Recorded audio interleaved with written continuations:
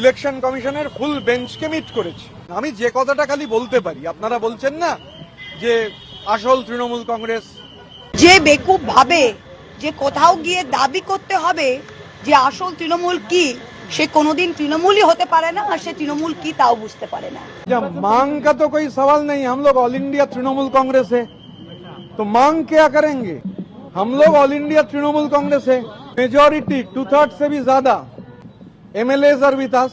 ঋতব্রত তার কাছে গেছে যে কিভাবে তৃণমূলের সিম্বলটা ভ্যানিশ করতে হয়, তাই জন্য जब भी कोई पार्टी का कोई ऐसा सेशन होता है, कॉन्फ्रेंस होता है, कांग्रेस होता है, तो यही सिस्टम है तो तुरंत इलेक्शन कमीशन को इत्तला करना चाहिए। तो 22 तारीख हम लोग मिले, 23 तारीख ही हम लोग यहाँ हमारा रिप्रेजेंटेशन भेज के जमा किए थे हमारा चिट्ठी। 4 दिन आगे सीपीएम করা মাল লাখ খেয়ে তারপরে তৃণমূলের পায়ে ধরে এখানে এসে জায়গা দেয়া, তৃণমূলের হয়ে রাজ্যসভা, তৃণমূলের হয়ে বিধানসভা, তৃণমূলের হয়ে আইএনটিটিউসি সভাপতি, তৃণমূলের হয়ে কমিটির মেম্বার, আর আজকে আসল তৃণমূল। এ কি পাগল? আরে পাপের প্রায়শ্চিত্ত করতে তৃণমূলে এসেছিল, পায়ে ধরে এসেছিল, তারা বলছে আসল তৃণমূল। রাজ্যে রাজনৈতিক পালাবদলের পর তৃণমূল কংগ্রেস যখন শাসক থেকে বিরোধী হলো, তার কয়েক দিনের মধ্যেই টুকরে টুকরে গ্যাংয়ে পরিণত হলো। আমি যদি প্রথমেই ধরি রাজ্যসভার সাংসদ, যেটা মমতা বন্দ্যোপাধ্যায় তার পেয়ারের অনেক নেতা নেত্রী বা সেলিব্রিটিদের করতেন, সেখান থেকে অনেকেই রিজাইন দিয়েছেন, আর বাকি যারা রয়েছেন তারা কার্যত ইনঅ্যাক্টিভ বা নিষ্ক্রিয়। এবার আসি লোকসভা। প্রায় 20 জন সাংসদ মমতা বন্দ্যোপাধ্যায়েরও ঘনিষ্ঠ, অভিষেক বন্দ্যোপাধ্যায়েরও ঘনিষ্ঠ, তারা আলাদা এনসিপিআই নামক একটি দলে যোগদান করেছেন। মিটে গেল। এবার যেটা হলো, মানে যেটা নিয়ে মূল সমস্যা, সেটা হলো রাজ্যের বুকে বিধানসভায় বিরোধী দল, সেখানেও তৃণমূল কার্যত 2 থেকে 2.5 ভাগে বিভক্ত। একটা মমতা বন্দ্যোপাধ্যায়পন্থী তৃণমূল কংগ্রেস, যেখানে কুণাল ঘোষ, মদন মিত্র, শোভনদেব চট্টোপাধ্যায়রা রয়েছেন। অন্যদিকে ঋতব্রত বন্দ্যোপাধ্যায়পন্থী তৃণমূল কংগ্রেস, যেদিকেই রয়েছেন ম্যাক্সিমাম বিধায়করা, প্রায় 65 জন। এবার হলো সিম্বলের লড়াই। অল ইন্ডিয়া তৃণমূল কংগ্রেস, যেটা নির্বাচন কমিশনের খাতায় রেজিস্ট্রেশন রয়েছে, তার লড়াই। এটা কার দখলে থাকবে, অর্থাৎ তৃণমূল তুমি কার, তৃণমূলের সিম্বল তুমি কার, সেই লড়াইটা এখনো আইন আদালত পর্যন্ত গড়ায়নি, কিন্তু নির্বাচন কমিশন পর্যন্ত গড়িয়ে গিয়েছে।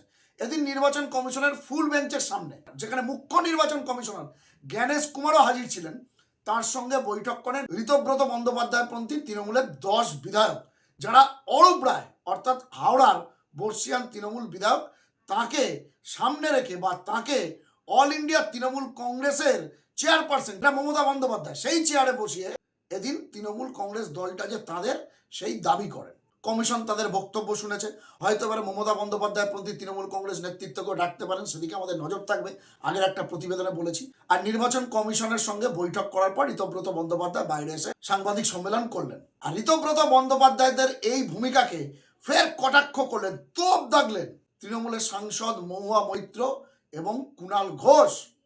কুণাল ঘোষ এদিন যেমন ঋতব্রতকে একদম স্বভাবসিদ্ধ ভঙ্গিতে কটাক্ষ করেছেন, যেটা তিনি শুরু থেকেই করে আসছেন, তার পাশাপাশি একটি টেকনিক্যাল বিষয় তুলে ধরেছেন, মানে নির্বাচন কমিশনের একটি টেকনিক্যাল বিষয়, যে দলের অধিকার আসলে কাদের ওপর, সেই পুরো বক্তব্যটা আপনাদের শোনাবো।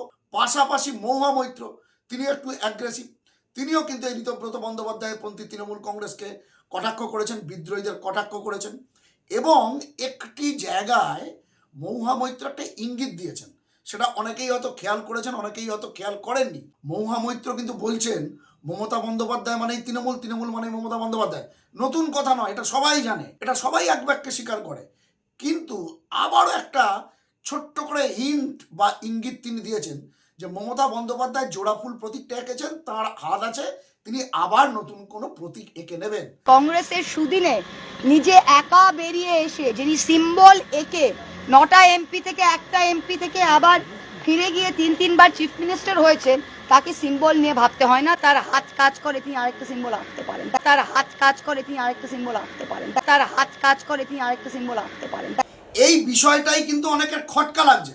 দেখুন, এটা কেউ কোনোদিন ইতিহাসে অস্বীকার করতে পারবে না, মমতা বন্দ্যোপাধ্যায় মানেই তৃণমূল, তৃণমূল মানেই মমতা বন্দ্যোপাধ্যায়। কিন্তু এই যে বারে বারে কখনো কুণাল ঘোষ, কখনো মহুয়া মৈত্র, কখনো কল্যাণ বন্দ্যোপাধ্যায়, তারা বারে বারে মাঝে মধ্যেই বলছেন মমতা বন্দ্যোপাধ্যায়ের মুখ ছাড়া জোড়াফুল সিম্বলের কি গুরুত্ব। আবার মহুয়া মৈত্র বলছেন তিনি জোড়াফুল সিম্বল এঁকেছিলেন, আবারও তিনি তার হাত রয়েছে নতুন সিম্বল আঁকতে পারেন। তাহলে কি এই কালীঘাটপন্থী বা মমতা বন্দ্যোপাধ্যায়পন্থী তৃণমূল কংগ্রেস কোথাও থেকে মনে করছে যে হয়তো বা সিম্বল তাদের হাতছাড়া হতে পারে? জানি না আজকে নির্বাচন কমিশনের ফুল বেঞ্চের সঙ্গে বৈঠক করেছে ঋতব্রত বন্দ্যোপাধ্যায় পন্থীরা, তারা নির্বাচন কমিশনকে কতটা বুঝিয়েছেন, নির্বাচন কমিশন তাদের বক্তব্যে কতটা সন্তুষ্ট হয়েছে, কতটা লজিক খুঁজে পেয়েছে, তারপর আইনগত ব্যাপার আছে ইত্যাদি ইত্যাদি আমাদের নজর থাকবে। কিন্তু মমতা বন্দ্যোপাধ্যায় পন্থী তৃণমূল সব পরিস্থিতির জন্যই প্রস্তুত, অর্থাৎ যদি সিম্বল চলেও যায় তারা মনে করছেন মমতা বন্দ্যোপাধ্যায়ের মুখটাই আসল। তো দর্শক বন্ধুরা, এই কথাটাই আমার মাঝে মধ্যে খটকা লাগছে। তাহলে কি কোনো আভাস ইঙ্গিত পাচ্ছেন মমতা বন্দ্যোপাধ্যায় কি সত্যি নতুন কোনো সিম্বলের কথা এখন থেকেই চিন্তা করছেন, নাকি এগুলো শুধু স্পেকুলেশন বা জল্পনা? ওই বললাম, সময় বলবে। যাই হোক, এবারে আপনাদের আমি শোনাবো বিরোধী দলনেতা ঋতব্রত বন্দ্যোপাধ্যায় সহ 10 বিদ্রোহী বিধায়ক যারা নিজেদেরকে আসল তৃণমূল বলে দাবি করছেন বা তারাই আসল তৃণমূল, এরকম দাবি নিয়ে তারা যখন নির্বাচন কমিশনের কাছে আজকে বৈঠক করলেন ফুল বেঞ্চের কাছে, তারপর তাদেরকে কটাক্ষ বা টিপ্পণী করে ঠিক কী বলছেন মহুয়া মৈত্র, এবং টিপ্পণী বা কটাক্ষ করার পাশাপাশি একটা অন্য আইনের বিষয় এদিন তুলে ধরেছেন মমতা বন্দ্যোপাধ্যায় পন্থী তৃণমূল বিধায়ক কুণাল ঘোষ। আপনারা back to back Mahua Moitra এবং কুণাল ঘোষের বক্তব্যটা শুনুন। যে বেকুব ভাবে যে কোথাও গিয়ে দাবি করতে হবে যে আসল তৃণমূল কি, সে কোনোদিন তৃণমূলই হতে পারে না, আর সে তৃণমূল কি তাও বুঝতে পারে না। কারণ যে আসল তৃণমূল সে জানে যে মমতা ব্যানার্জি তৃণমূল এবং দলটা মমতা ব্যানার্জি এবং তার হাতে আঁকা প্রতীকটাই, তা সে যেখানেই যায়। ঋতব্রত তার কাছে গেছে যে কিভাবে তৃণমূলের সিম্বলটা ভ্যানিশ করতে হয়, তাই জন্য তিনি এটা বরাবরই তার চেষ্টা, তিনি ভ্যানিশ মাস্টার। তাই একজন বেকুব একজন ভ্যানিশ মাস্টারের কাছে গেছে, এর বিরুদ্ধে বাংলার মানুষ দেখবে। আমি তো আবারই বলছি যে তৃণমূল কংগ্রেসকে যে কেউ দাবি করে যে সে আসল তৃণমূল, সে তৃণমূল কংগ্রেস কে বা তৃণমূল কংগ্রেসের মর্ম সে এখনো বোঝেনি। ওদের কমিশনে যেতে হবে, ওদের প্রথমে সব কিছু করতে হবে, কারণ ওরা আমরা তো তৃণমূল, মমতা ব্যানার্জি তো তৃণমূল। মমতা ব্যানার্জি তো দাঁড়িয়ে বলতে পারে না যে আমি মমতা ব্যানার্জি, আমি তৃণমূল। এই ইতিহাসটাকে তো মমতা ব্যানার্জি প্রকাশ্যে কাউকে বলতে হবে না, এটা তো বাংলার মানুষ, ভারতবর্ষের মানুষ, আমি বলবো পৃথিবীর মানুষ দেখে নিয়েছে। তাই মমতা ব্যানার্জি এখন দাঁড়িয়ে ইলেকশন কমিশনের বকালতনামা দিয়ে বলবেন যে আমি মমতা ব্যানার্জি আর আমি তৃণমূল কংগ্রেস তৈরি করেছি, এত দূর দিন না মমতা ব্যানার্জির এসছে, না আমাদের তৃণমূল কর্মী হিসাবে এসছে, না বাংলার মানুষ 2,60,00,000 যারা তৃণমূল কংগ্রেসকে ভোট দিয়েছিল তাদের এসছে। তাই এদেরই এখন অবস্থা, তাই এরাই এখন যাচ্ছে, এরাই এখন প্রথম পদক্ষেপ যা যা করার করছে।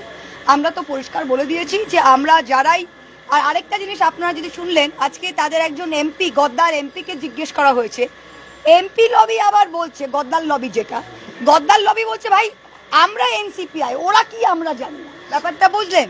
তা এমপি জানে না, ওরা বলছে ওরা পার্টি। তা ওরা যদি পার্টি হয় তাহলে পার্টির এমপি তো তার এমপি থাকে, right or wrong, right or wrong? তা এমপিরা বলছে আমরা এনসিপিআই একটা, আর এরা বলছে যে না আমরা আসল তৃণমূল। আবার এমপিরা বলছে না আমরা আসল তৃণমূল, ওরা বলছে আমরা এনসিপিআই।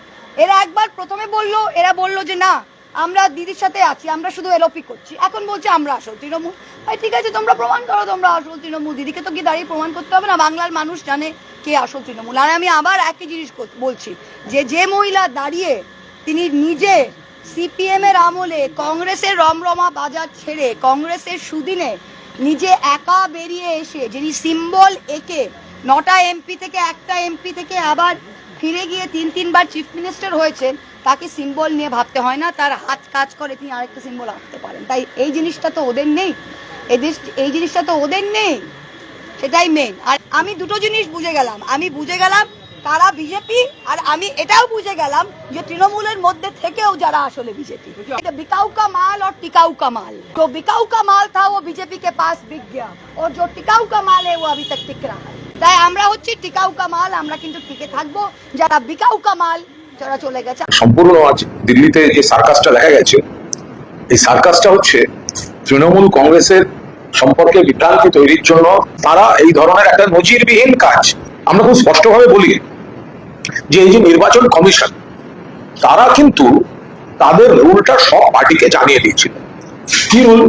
রুল হচ্ছে যেখানে পরিষ্কার বলা আছে ইসিআই এর রুলেই বলা আছে যে কোন রাজনৈতিক দলের অনুমোদিত প্রতিনিধি ছাড়া মিটিং করতে পারবে না, এবং অল ইন্ডিয়া তৃণমূল কংগ্রেস যেখানে কোনো মিটিং সিক করেনি, অ্যাপয়েন্টমেন্ট সিক করেনি, তাহলে কি করে তাদের ফুল বেঞ্চ সেখানে বসতে পারে? আমাদের দলের তৃণমূল কংগ্রেসের বা যে কোনো রাজনৈতিক দলের কারা অনুমোদিত প্রতিনিধি হবেন, সঙ্গে ফর্ম এ এবং ফর্ম বি দেওয়া হয়েছে। এ আর ফর্ম বি না থাকলে তো আপনি তৃণমূল কংগ্রেসের বিধায়কই হতেন না মশাই। তাহলে যারা ফর্ম এ ফর্ম বি সই করলো তারাই তো তৃণমূল কংগ্রেসের অথরিটি। বাড়িওয়ালার একটা নির্দিষ্ট অধিকার আছে, তিনি অথরিটি, আবার ভাড়াটেরও একটা অথরিটি আছে, কিন্তু ভাড়াটে তো কখনো আমি আসল বাড়িওয়ালা বলতে পারবো না। তার কারণ ভাড়াটিয়া যে ভাড়াটিয়া, তার যে বৈধ নথি, তাতে তো বাড়ির মালিকের অনুমতি থাকতে হবে। যে 10 জন গেছেন, বা যে 1 জন 2 জন 3 জন আমি জানি না, ধরা যাক 10 জন, যেটা আমি দেখছি, এই 10 জন যে তৃণমূলের হয়ে বলতে গেছেন, এই বলার অধিকারটা তো দিয়েছে মমতা বন্দ্যোপাধ্যায়, অভিষেক বন্দ্যোপাধ্যায়ের সই। আমি যদি বলি আমি আসল তৃণমূল, তাহলে ফর্ম এ আর ফর্ম বিটার কি দরকার ছিল মশাই? তাহলে ফর্ম এ আর ফর্ম বিটার কি দরকার ছিল? এটা একটা সময় কেউ এসে বললো আমার থাকার জায়গা নেই, আপনার বাড়িটা ভাড়া নিতে চাই।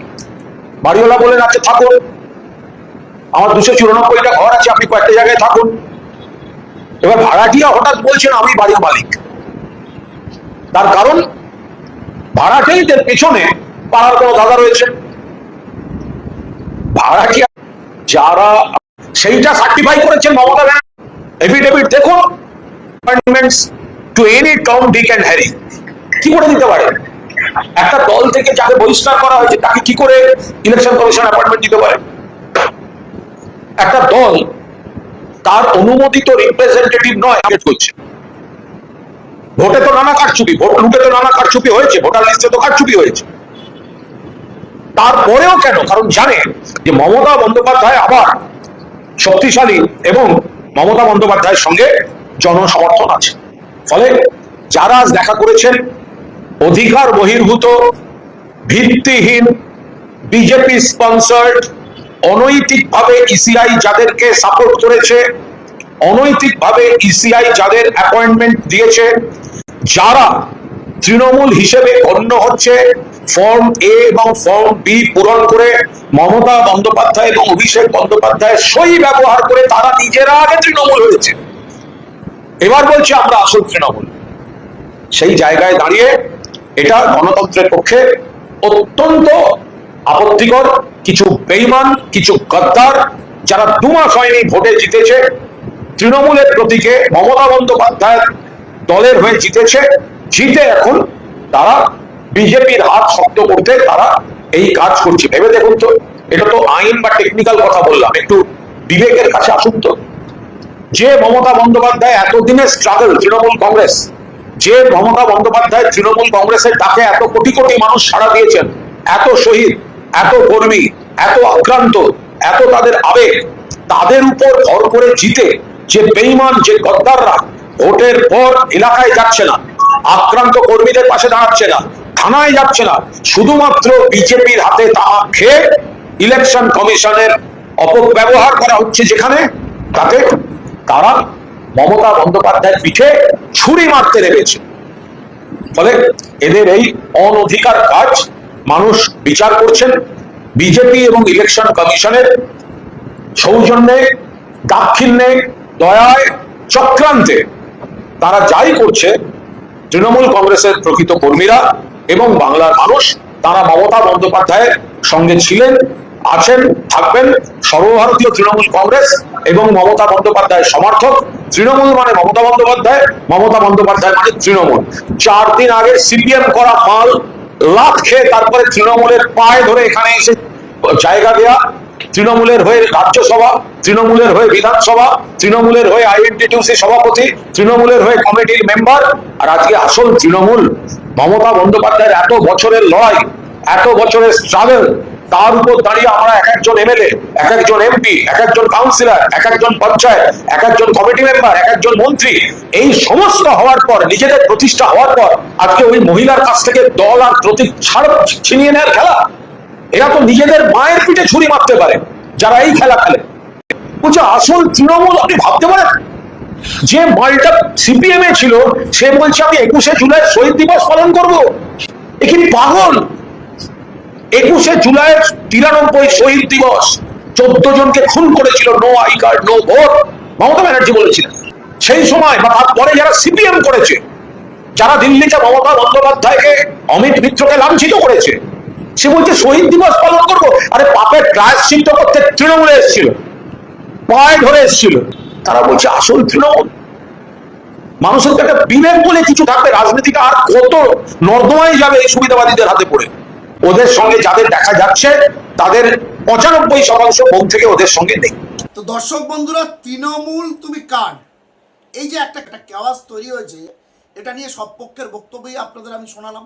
তবে আজকের সবচেয়ে সিগনিফিকেন্ট যেটা আমার মনে হয়েছে মহুয়া মৈত্রর ওই কথাটি, যে মমতা বন্দ্যোপাধ্যায় যখন কংগ্রেসের ভালো সময়, বাম জমানায় একটা সময় তিনি একা সাংসদ ছিলেন, সেখান থেকে এসে তিনি 3 বারের মুখ্যমন্ত্রী হয়েছিলেন, ওই জোড়াফুল সিম্বল তিনি নিজে হাতে এঁকেছিলেন। আগামী দিনে তিনি আবারও সিম্বল আঁকতে পারেন, এতে কোনো ফরক পড়ে না, কারণ 2,60,00,000 মানুষ মমতা বন্দ্যোপাধ্যায়ের মুখ দেখেই ভোট দিয়েছে। এখন যারা বিদ্রোহী তারা মমতা বন্দ্যোপাধ্যায়ের ভোটেই জয়ী হয়েছে। এই বিষয়টা কিন্তু খুব সিগনিফিকেন্ট। ওই মহুয়া মৈত্র যেটা বললো যে মমতা বন্দ্যোপাধ্যায় আবারও একটা সিম্বল আঁকতে পারেন, সত্যি কি মমতা বন্দ্যোপাধ্যায় আবারও একটা সিম্বল আঁকছেন, নাকি এটা শুধুই মাত্র স্পেকুলেশন? আপনারা কি ভাবছেন? আপনাদের কি মতামত সেটা কমেন্ট বক্সে জানান। আপনাদের গুরুত্বপূর্ণ মতামত ও পরামর্শ খবরওয়ালা সোমনাথ ইউটিউব চ্যানেলকে আরও সমৃদ্ধ করবে। ভালো থাকবেন, সুস্থ থাকবেন, সতর্ক থাকবেন। খবরওয়ালা সোমনাথ ইউটিউব চ্যানেলের সঙ্গে থাকবেন। নমস্কার।